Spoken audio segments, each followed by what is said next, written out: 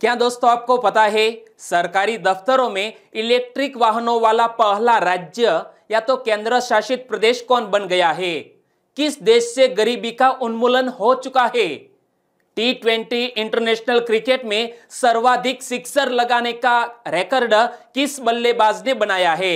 ऐसे ही 15 बड़ी खबरों को कवर करते हुए हमने आज का बोले तो 27 फरवरी 2021 का करंट अफेयर का वीडियो तैयार किया है। क्वालिटी की दृष्टि से बेस्ट यह वीडियो आप लास्ट तक देखें। लास्ट में मैं आपसे एक क्वेश्चन पूछूंगा जिसका आंसर आपको नीचे कमेंट बॉक्स में बताना है। और अभी तक आपने हमारी GK 2020 चैनल को सब्सक्राइब नहीं किया है तो सब्सक्राइब कीजिए, पास में जो बेल आइकन है उसे भी प्रेस कर दीजिए क्योंकि आने वाले हर एक वीडियो की अपडेट आपको तुरंत मिले। और हमारे बहुत से गुजराती सब्सक्राइबर फ्रेंड है, वो पूछते हैं कि सर हमारी एज्यू सफर नामक यूट्यूब चैनल पर गुजराती करंट अफेयर और दिन विशेष का वीडियो क्यों नहीं मिल रहा है। तो मैं आपको बता दूं, हम रेगुलर तरीके से यह दोनों वीडियो अपलोड करते हैं, लेकिन आपको हमारी चैनल पर जाना पड़ेगा और प्रॉपर तरीके से वीडियो नामक प्लेलिस्ट में जाकर आपको यह वीडियो ढूंढना होगा, आपको मिल जाएगा। किसी भी दिन का हमने करंट अफेयर या तो दिन विशेष का वीडियो मिस नहीं किया है, वो आप जान लीजिए। ओके, चलिए स्टार्ट करते हैं पहले क्वेश्चन से। पहला क्वेश्चन, T20 अंतरराष्ट्रीय क्रिकेट में सर्वाधिक छक्के लगाने वाले खिलाड़ी कौन बन गए हैं? जी हां दोस्तों, हाल ही में T20 इंटरनेशनल क्रिकेट में सर्वाधिक छक्के लगाने वाले बल्लेबाज बन गए हैं कीवी के बल्लेबाज जिसका नाम है मार्टिन गुप्टिल। यानी कि इस क्वेश्चन का सही आंसर है ऑप्शन सी, मार्टिन गुप्टिल। तो इनसे जुड़ा हुआ एक सिंपल सा क्वेश्चन और बन सकता है, मार्टिन गुप्टिल किस देश के बल्लेबाज है? न्यूजीलैंड के अनुभवी सलामी बल्लेबाज है। इमेज में आप देख सकते हैं मार्टिन गुप्टिल को, और वो न्यूजीलैंड के एक अनुभवी सलामी बल्लेबाज है। और मार्टिन गुप्टिल यह उपलब्धि किस देश के खिलाफ खेले गए मैच में हासिल की है? ऑस्ट्रेलिया के खिलाफ डुनेडिन में खेले गए दूसरे T20 मुकाबले में मार्टिन गुप्टिल ने यह उपलब्धि हासिल की। और मार्टिन गुप्टिल ने किसको पीछे छोड़ दिया है?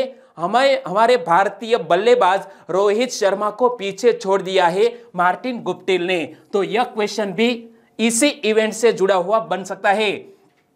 34 वर्षीय कीवी बल्लेबाज गुप्टिल के अब तक T20 अंतरराष्ट्रीय क्रिकेट में 96 मैचों में सर्वाधिक 132 छक्के हो गए हैं, जबकि रोहित शर्मा के नाम पर 108 मैच में 127 छक्के हैं। यानी कि मार्टिन गुप्टिल ने हमारे यह बल्लेबाज को पीछे छोड़ दिया है। और गुप्टिल ने अब T20 अंतरराष्ट्रीय में 2700 रन पूरे करने वाले दुनिया के दूसरे और न्यूजीलैंड के पहले बल्लेबाज भी बन गए हैं। और इस मामले में रोहित शर्मा अभी भी शीर्ष पर है क्योंकि रोहित शर्मा के नाम पर 2773 रन है, जबकि मार्टिन गुप्टिल के अब 2718 रन हो गए हैं। तो दोस्तों, इसी तरह हर क्वेश्चन से जुड़े इंपॉर्टेंट फैक्ट मैं आपके सामने रखता हूं। हमारा यह तरीका आपको अच्छा लगता है, लाइक करना मत भूलिएगा। दूसरा क्वेश्चन आपकी स्क्रीन पर, हाल ही में सरकारी दफ्तरों में ई वाहन वाला पहला राज्य या तो केंद्र शासित प्रदेश कौन बन गया है? सरकारी दफ्तरों में इलेक्ट्रिक वाहनों वाला पहला राज्य या तो केंद्र शासित प्रदेश बन गया है हमारी कैपिटल दिल्ली। यानी कि इस क्वेश्चन का सही आंसर है ऑप्शन बी, दिल्ली। दिल्ली सरकार के सभी विभागों और संस्थानों में अब केवल इलेक्ट्रिक वाहनों का ही इस्तेमाल होगा, इलेक्ट्रिक वाहनों का ही इस्तेमाल होगा। और दिल्ली भारत ही नहीं बल्कि पूरी दुनिया का पहला ऐसा प्रदेश होगा जहां सभी सरकारी विभागों को सिर्फ इलेक्ट्रिक वाहनों के उपयोग के लिए निर्देश दिए गए हैं। और मौजूदा वाहन जो पेट्रोल, डीजल या CNG से चलते हैं, ऐसे मौजूदा वाहनों को कितने महीने में इलेक्ट्रिक वाहनों में तब्दील कर दिए जाएंगे? तो दिल्ली सरकार ने एक लक्ष्य तय किया है कि आने वाले 6 महीनों में सभी वाहनों को जो सरकारी दफ्तर में यूज किए जाते हैं उनको इसी तरह इलेक्ट्रिक वाहनों में तब्दील कर दिया जाएगा। और फिलहाल दिल्ली सरकार के दफ्तरों में कितने वाहनों का बेड़ा है? करीब 2000 वाहनों का बेड़ा है। और दिल्ली को इलेक्ट्रिक वाहन की राजधानी बनाने का सपना किसने देखा था? देखा है सपना दिल्ली के मुख्यमंत्री अरविंद केजरीवाल जी ने। और यह घोषणा किसने की है? दिल्ली के उप मुख्यमंत्री ने। तो दिल्ली के उप मुख्यमंत्री कौन है? मनीष सिसोदिया। इमेज में आप देख सकते हैं। और जब भी बात आए दिल्ली की, तो यह इलेक्ट्रिक वाहनों के उपयोग से क्या फायदा होगा दिल्ली को? इससे प्रदूषण को काबू में करने में काफी मदद मिलेगी। और आपने भी न्यूज में पढ़ा होगा, एक साल में दिल्ली के प्रदूषण को लेकर बहुत सी घटनाएं हमारे सामने आती है, या तो न्यूज़पेपर में या तो न्यूज चैनल में। तो यह इलेक्ट्रिक वाहनों की मदद से दिल्ली में प्रदूषण भी कम होगा। और जलवायु परिवर्तन और पर्यावरण से जुड़ी चुनौतियों में मद्देनजर सरकार की ओर से उठाया गया यह एक बड़ा कदम माना जा रहा है, जिससे दिल्ली को प्रदूषण से बचाया जा सकेगा। और यह घोषणा की है दिल्ली सरकार ने। तो दिल्ली की स्थापना कब हुई? 1911 में। दिल्ली के वर्तमान मुख्यमंत्री कौन है? आम आदमी पार्टी के नेता अरविंद केजरीवाल। और दिल्ली के लेफ्टिनेंट गवर्नर कौन है? अनिल बैजल। तो दोस्तों यह फैक्ट आपको पता होने चाहिए। तीसरा क्वेश्चन, किस देश से गरीबी का पूरी तरह उन्मूलन हो गया है? हाल ही में हमारे पड़ोसी देश चीन के राष्ट्रपति शी जिनपिंग ने यह घोषणा की है कि चीन अब गरीबी से पूरी तरह मुक्त हो गया है।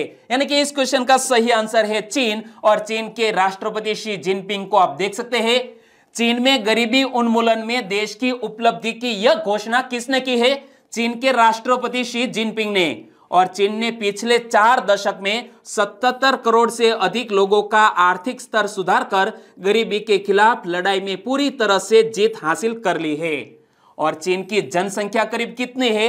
1.4 अरब है। और शी जिनपिंग ने कहा है कि कोई भी देश इतने कम समय में लाखों लोगों को गरीबी से बाहर निकालने में सफल नहीं हुआ है जो चीन की सरकार ने कर दिखाया। और 2012 के अंत में चीन में करीब 10 करोड़ गरीब लोग थे और 2021 में यह 0 आंकड़ा हो गया है।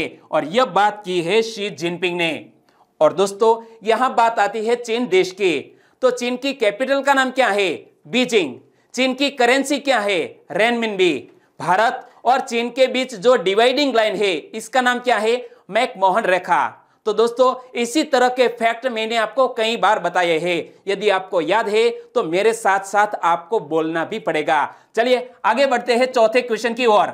हाल ही में अंतरराष्ट्रीय ओलंपिक समिति ने 2032 ओलंपिक खेलों की मेजबानी के लिए किसको नामित किया है? यह अंतरराष्ट्रीय ओलंपिक समिति ने 2032 के ओलंपिक खेलों के लिए नामित किया है ऑस्ट्रेलिया देश को। यानी कि इस क्वेश्चन का सही आंसर है ऑस्ट्रेलिया। अंतरराष्ट्रीय ओलंपिक समिति ने 2032 ओलंपिक खेलों की मेजबानी के लिए पसंदीदा बोली लगाने वाले शहर के रूप में ऑस्ट्रेलिया के ब्रिस्बेन को नामित किया है। यानी कि शायद 2032 में यह ओलंपिक खेल खेले जाएंगे ऑस्ट्रेलिया के ब्रिस्बेन में। लेकिन अभी हाल ही में दोस्तों ओलंपिक खेल होने वाला है कहां पर? जापान के टोक्यो में। वो भी बाकी है। 2024 2028 के ओलंपिक कहां खेले जाएंगे वो मैं आपको आगे बताने वाला हूं। लेकिन आपको याद है तो नीचे कमेंट सेक्शन में लिखिए। कई शहरों और देशों ने 2032 के ओलंपिक खेलों की मेजबानी करने में रुचि व्यक्त की थी, जिसमें इंडोनेशिया, बुडापेस्ट, चीन, दोहा और जर्मनी की रूहर घाटी शामिल है। लेकिन आगे बात करें तो आपको याद रखना है 2020 के ओलंपिक खेलों का आयोजन कहां किया जाएगा? दोस्तों कोविड-19 के कारण 2020 में यह ओलंपिक खेलों का आयोजन जापान के टोक्यो में नहीं हो सका है। लेकिन अब ग्रीष्मकालीन में यह आयोजित होने वाला है। कहां पर? जापान के टोक्यो में। 2024 के खेलों का आयोजन कहां किया जाएगा? फ्रांस की कैपिटल पेरिस में। और 2028 के ओलंपिक खेलों का आयोजन अमेरिका के लॉस एंजिलेस में आयोजित होगा। और इस इमेज को पढ़िए। 2024 का कहां पर आयोजित होने वाला है ओलंपिक? पेरिस में। 2028 का ओलंपिक कहां आयोजित होने वाला है? अमेरिका के लॉस एंजिलिस में। पांचवा क्वेश्चन, टेस्ट क्रिकेट में सबसे तेज 400 विकेट तक पहुंचने वाले दुनिया के दूसरे गेंदबाज कौन बन गए? दोस्तों हाल ही में भारत में गुजरात और गुजरात की आर्थिक कैपिटल अहमदाबाद में भारत और इंग्लैंड के बीच यह तीसरा टेस्ट मैच खेला गया। और इसी टेस्ट मैच में यह उपलब्धि हासिल की है हमारे भारत के एक स्पिन गेंदबाज रविचंद्रन अश्विन ने। यानी कि इस क्वेश्चन का सही आंसर है रविचंद्रन अश्विन। इमेज में आप देख सकते हैं भारतीय दिग्गज स्पिनर रविचंद्रन अश्विन ने अहमदाबाद के नरेंद्र मोदी स्टेडियम में इंग्लैंड के खिलाफ जारी तीसरे टेस्ट की दूसरी पारी में इतिहास रच दिया। और क्या इतिहास रच दिया? वह सबसे तेज 400 विकेट तक पहुंचने वाले दुनिया के दूसरे गेंदबाज है, जबकि इस आंकड़े तक पहुंचने वाले चौथे भारतीय है। और अश्विन ने 77 मैचों में 400 विकेट का आंकड़ा छुआ, जबकि श्रीलंका के मुथैया मुरलीधरन ने महज 72 मैचों में यहां तक का सफर पूरा किया था। यानी कि सबसे तेज 400 विकेट लेने का कीर्तिमान स्थापित किया है श्रीलंका के स्पिनर मुथैया मुरलीधरन ने। और हमारे रविचंद्रन अश्विन इस मामले में दूसरे स्थान पर है। और मुथैया मुरलीधरन ने 72 मैचों में यह आंकड़ा पार किया, तो हमारे रविचंद्रन अश्विन ने 77 मैचों में यह आंकड़ा पार किया है। और रविचंद्रन अश्विन ने किसको आउट करके 400 विकेट पूरे कर लिए? जोफ्रा आर्चर को आउट करके।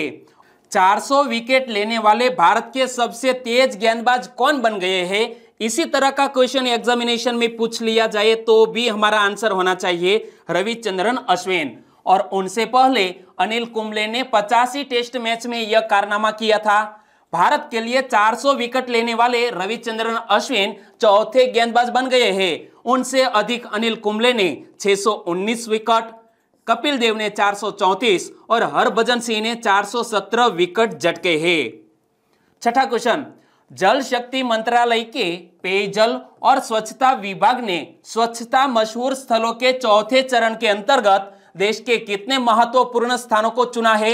हमारे जल शक्ति मंत्रालय के यह पेयजल और स्वच्छता विभाग ने हाल ही में हमारे भारत देश के 12 ऐसे मशहूर स्थलों को स्वच्छता की सूची में चुना है। यानी कि इस क्वेश्चन का सही आंसर है 12। जल शक्ति मंत्रालय के पेयजल और स्वच्छता विभाग ने स्वच्छता मशहूर स्थलों के चौथे चरण के अंतर्गत देश के 12 महत्वपूर्ण स्थानों को चुना है। और यह स्थानों में कौन कौन शामिल है? तो देखो, महाराष्ट्र की अजंता गुफाएं, मध्य प्रदेश का सांची स्तूप, राजस्थान का कुंभलगढ़ किला, जैसलमेर किला और रामदेवरा, तेलंगाना के गोलकुंडा किले को शामिल किया गया है। और ओडिशा का कोणार्क सूर्य मंदिर भी इस सूची में शामिल है। सातवां क्वेश्चन, खेलो इंडिया के अंतर्गत 5 दिवसीय शीतकालीन खेलों के दूसरे चरण की शुरुआत कहां हुई? हाल ही में खेलो इंडिया के अंतर्गत 5 दिवसीय शीतकालीन खेलों के दूसरे चरण की शुरुआत जम्मू कश्मीर में हुई। यानी कि इस क्वेश्चन का सही आंसर है जम्मू कश्मीर। केंद्र शासित प्रदेश जम्मू कश्मीर में गुलमर्ग के बैगीनट में खेलो इंडिया के अंतर्गत 5 दिवसीय शीतकालीन खेलों के दूसरे चरण की शुरुआत हो गई है। और देश भर के खिलाड़ी इस आयोजन में हिस्सा ले रहे हैं। तो यहां दोस्तों बात करते हैं जम्मू कश्मीर की। तो क्या आपको पता है जम्मू कश्मीर को केंद्र शासित प्रदेश कब घोषित किया गया? वो तारीख कौन सी थी? वो आज आपको नीचे कमेंट बॉक्स में बताना है। और जम्मू कश्मीर के वर्तमान उपराज्यपाल कौन है? आपको याद है? वेल डन, नीचे कमेंट बॉक्स में बताना मत भूलिएगा। आगे बात करते हैं 8वें क्वेश्चन के। राष्ट्रीय अनुसूचित जाति आयोग के अध्यक्ष का कार्यभार किसने संभाला? हाल ही में national commission for scheduled caste के अध्यक्ष का पदभार संभाल लिया है विजय सांपला ने। यानी कि इस क्वेश्चन का सही आंसर है विजय सांपला। इमेज में आप देख सकते हैं पूर्व केंद्रीय मंत्री विजय सांपला ने राष्ट्रीय अनुसूचित जाति आयोग यानी कि national commission for scheduled caste के अध्यक्ष का पदभार ग्रहण कर लिया है। वह 2014 से 2019 तक सामाजिक न्याय और अधिकारिता मंत्रालय के पूर्व केंद्रीय राज्य मंत्री रहे हैं। और यह national commission for scheduled caste सामाजिक न्याय और अधिकारिता मंत्रालय के तहत एक भारतीय संवैधानिक निकाय है जो अनुसूचित जाति के सामाजिक आर्थिक विकास और उनके विरुद्ध होने वाले अत्याचार को रोकने के लिए काम करता है। तो मैं आपसे पूछना चाहूंगा कि यह एक संवैधानिक निकाय है, तो हमारे national commission for scheduled caste का जिक्र संविधान के किस आर्टिकल में किया गया है वो आज आपको नीचे कमेंट बॉक्स में बताना है। और एनसीएससी की स्थापना कब हुई? 19 फरवरी 2004 को। और एनसीएससी का हेडक्वार्टर नई दिल्ली में स्थित है। 9वां क्वेश्चन, विश्व एचआरडी कांग्रेस पुरस्कार किसने जीता है? विश्व एचआरडी कांग्रेस पुरस्कार हाल ही में यूनियन बैंक ऑफ इंडिया ने जीत लिया? यानी कि इस क्वेश्चन का सही आंसर है यूनियन बैंक ऑफ इंडिया। 29वें ग्लोबल एचआरडी कांग्रेस पुरस्कारों में यूनियन बैंक ऑफ इंडिया को मानव संसाधन में सर्वश्रेष्ठ सेवा प्रदाता से सम्मानित किया गया है और साथ ही सीखने और विकास में उत्कृष्टता के लिए सर्वश्रेष्ठ संस्थान से भी सम्मानित किया गया है इसी बैंक को, जिसका नाम है यूनियन बैंक ऑफ इंडिया। तो यूनियन बैंक ऑफ इंडिया का हेडक्वार्टर कहां पर स्थित है? मुंबई में। यूनियन बैंक ऑफ इंडिया के वर्तमान सीईओ कौन है? राजकिरण राय जी। और यूनियन बैंक ऑफ इंडिया की स्थापना कब हुई?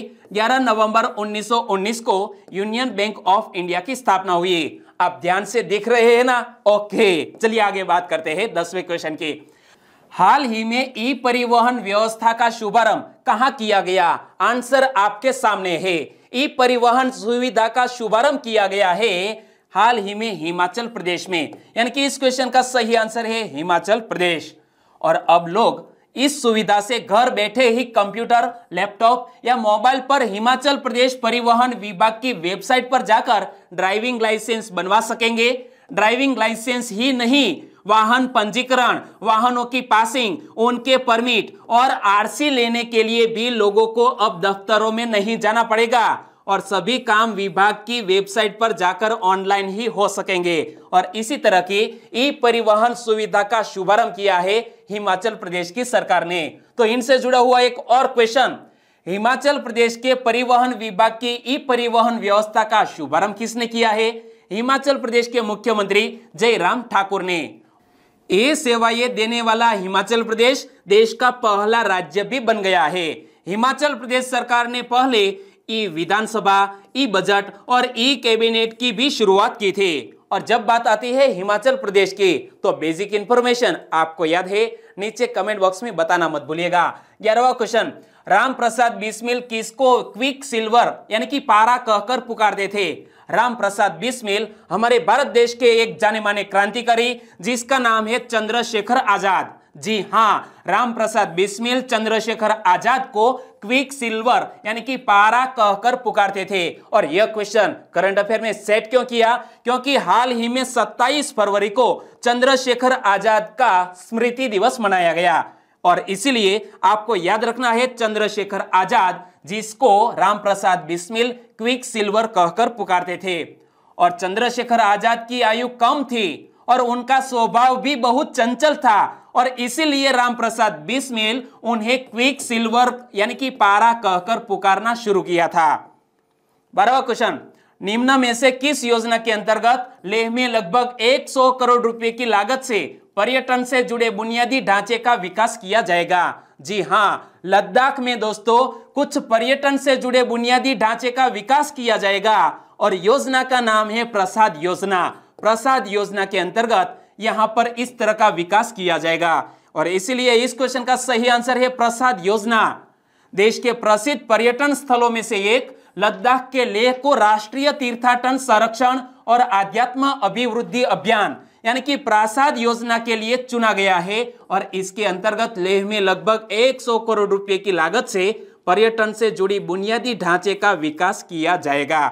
और जब यहां बात आती है प्रसाद योजना के, तो प्रसाद योजना का उद्देश्य क्या है? पूर्व धार्मिक पर्यटन अनुभव प्रदान करने के लिए योजनाबद्ध, प्राथमिकताबद्ध और टिकाऊ तरीके से एकीकृत विकास करना यह प्रसाद योजना का उद्देश्य है। 13वां क्वेश्चन, मूडीज ने वर्ष 2021-22 के लिए भारत की जीडीपी कितने प्रतिशत रहने का अनुमान लगाया है? दोस्तों, मूडीज एक अंतरराष्ट्रीय रेटिंग एजेंसी है और उन्होंने हमारे भारत देश की वित्त वर्ष 2021-22 के लिए जीडीपी 13.7% रहने का अनुमान लगाया है। यानी कि इस क्वेश्चन का सही आंसर है 13.7%। विभिन्न देशों की आर्थिक स्थिति का आकलन करने वाली रेटिंग एजेंसी मूडीज ने वर्ष 2021-22 के लिए भारत के विकास संबंधी अपने पहले पूर्वानुमान में हाल ही में संशोधन करते हुए इस 10.8% से बढ़ाकर 13.7% कर दिया है। जी हाँ, मूडीज ने हमारे भारत देश की जीडीपी रेटिंग में हाल ही में संशोधन किया है। पहले अनुमान लगाया था 10.8% और सुधार करके कर दिया है 13.7%। ग्लोबल मैक्रो आउटलुक 2021-22 नाम की अपनी रिपोर्ट में मूडीज ने कहा है कि भारत की अर्थव्यवस्था दुनिया के सबसे लंबे और सबसे कठोर लॉकडाउन से बड़ी तेजी से उबर कर सामने आई है। 14वां क्वेश्चन, अहमदाबाद के सरदार पटेल स्टेडियम का नाम बदलकर क्या कर दिया गया? अहमदाबाद के और विश्व के सबसे बड़े यह क्रिकेट स्टेडियम का नाम बदलकर नरेंद्र मोदी स्टेडियम कर दिया गया है, यानी कि सरदार पटेल स्टेडियम अब बन गया है नरेंद्र मोदी स्टेडियम। अहमदाबाद के सरदार पटेल स्टेडियम का नाम बदलकर नरेंद्र मोदी स्टेडियम किया गया है और हमारे राष्ट्रपति रामनाथ कोविंद जी ने 24 फरवरी 2021 को दुनिया के सबसे बड़े क्रिकेट स्टेडियम का उद्घाटन किया, जिसमें अहमदाबाद में 1.32 लाख दर्शकों की बैठने की क्षमता होगी और इसे अब नरेंद्र मोदी स्टेडियम के नाम से जाना जाएगा। तो मैं आपसे पूछना चाहूंगा, यह नरेंद्र मोदी क्रिकेट स्टेडियम से पहले विश्व का सबसे बड़ा क्रिकेट स्टेडियम कौन सा था? आपको याद है तो नीचे कमेंट बॉक्स में बताना मत भूलिएगा। 15वां क्वेश्चन, हाल ही में अटलांटिक महासागर को पार करने वाली सबसे कम उम्र की महिला कौन बनी? अटलांटिक महासागर को पार करने वाली सबसे कम उम्र की महिला बन गई है जैस्मिन हैरिसन, यानी कि इस क्वेश्चन का सही आंसर है जैस्मिन हैरिसन। इमेज में आप देख सकते हैं इंग्लैंड की एक ब्रिटिश महिला जिसका नाम है Jasmine Harrison. Jasmine Harrison Atlantic महासागर को अकेले पार करने वाली सबसे कम उम्र की महिला बन गई है। यूके के नॉर्थ यॉर्कशायर के थर्स्क से 21 वर्षीय जैस्मिन ने अटलांटिक अभियान द्वारा आयोजित 2020 तालिस कर्स विस्की अटलांटिक चैलेंज में शीर्ष स्थान हासिल करके यह उपलब्धि हासिल की है। और हैरिसन जो पेशे से एक तैराकी प्रशिक्षक और बारटेंडर है, उन्होंने 70 दिन 3 घंटे और 48 मिनट में अटलांटिक महासागर के पार 3000 मील यानी कि तकरीबन 4828 किमी की यात्रा की और यह उपलब्धि हासिल की है। और अब बात करते हैं लास्ट वीडियो के क्वेश्चन की। लास्ट वीडियो में मैंने आपसे क्वेश्चन पूछा था, हाल ही में गिद्ध के लिए विषैली दवाओं पर प्रतिबंध किसने लगाया है?